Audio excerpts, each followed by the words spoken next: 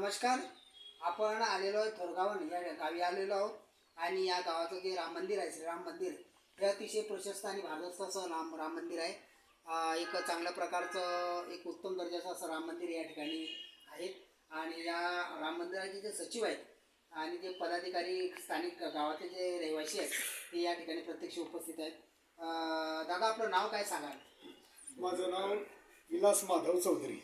मी आता सध्या मंदिराच्या ट्रस्टीमध्ये सचिव म्हणून काम करतो. किती वर्ष झाली तुम्ही सचिव म्हणून काम करता? साधारण 6 वर्षापासून. बरं, ही जी राम मंदिर आहे एक चांगल्या प्रकारचं प्रशस्त असं राम मंदिर आहे, याची स्थापना केव्हा झालेली? स्थापना 2000 साली याचं जीर्णोद्धाराचं काम हाती घेतलं. 2005ला याचं सगळं प्राणप्रतिष्ठा केलेली. 2005 साली. बरं, जे ट्रस्टी वगैरे आहेत यांचे या ट्रस्टीचे अध्यक्ष कोण आहेत? त्या ट्रस्टीचे अध्यक्ष पहिले पंडितनाथ दगडू शिंदे होते, ते सुरतला असतात. ते आता एक्सपायर झाले. त्याच्यानंतर आता नवीन बॉडीमध्ये त्यांचा मुलगा विनायक पंडितनाथ शिंदे ते अध्यक्ष आहेत. आपण या राम मंदिराची किती वर्षापासून सेवाभावी भक्ती करत आहात? तसं तर आम्हाला आता रनिंग 61 आहे. तर पहिल्यापासून आमचं घर जवळच असल्यामुळे जरी लहान होतो त्यावेळेपासून आपली इथं मंदिरात आपली भक्ती होतीच. आणि आता तर आपण स्वतः हातात कार्य घेऊन ते करतोच आहे. आता कोणकोणते कार्यक्रम या ठिकाणी केले गेलेले आहेत, काय सांगा? या ठिकाणी तर आपले रामनवमी, कृष्ण जयंती, असे दिवाळीचे हे सर्व कार्यक्रम होतातच.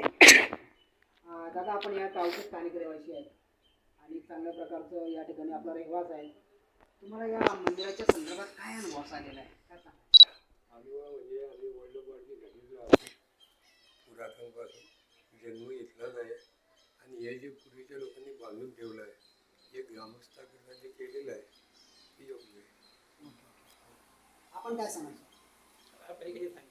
बरं, एक चांगल्या प्रकारचं एक भारदस्त असं मंदिर राम मंदिर आहे थोरगाव गावामध्ये. प्रशस्त असं राम मंदिर आहे. या ठिकाणी वेगवेगळ्या प्रकारचे कार्यक्रम संपन्न होत असतात. आणि या ठिकाणी जे ट्रस्टीचे जे सचिव आहेत ते प्रत्यक्ष या ठिकाणी आहेत. त्यांनी सविस्तर अशी माहिती दिलेली आहे आणि त्यांनी सांगितलं की मी अविरतपणे सेवा करत असतो आणि त्याचं फळ मला कुठे ना कुठे मिळतच असतं. त्यांचे या राम मंदिराचे ट्रस्टी आहेत, सर्व अतिशय मनोभावी या ठिकाणी सेवा करतात, गुणागोविंदाने राहतात. बरं, मला सचिवजी एक प्रश्न आपल्याला विचारू इच्छितो मी आपल्याला, की ग्रामीण भागामध्ये लोक व्यसनाधीन झालेले आहेत, तरुण वर्ग व्यसनाधीन झालेला आहे. यांना या आपल्या सचिव या नात्याने आपण यांना उपदेश काय द्या?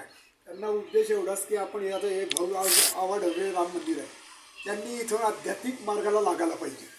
कारण आध्यात्मिक मार्गाला लागल्यानंतर आपोआप त्यांच्या मनात आज नाही तर उद्याचे थोडं परिवर्तन नक्कीच होईल. आणि ते परिवर्तन झाल्यानंतर नंतर भविष्यामध्ये गावाचा, तालुक्याचा, जिल्ह्याचा, देशाचा नक्कीच त्याचा परिणाम होईल. अतिशय चांगल्या प्रकारे सविस्तर माहिती त्यांनी दिलेली आहे. Jogilal Surwade, TV 24 next news.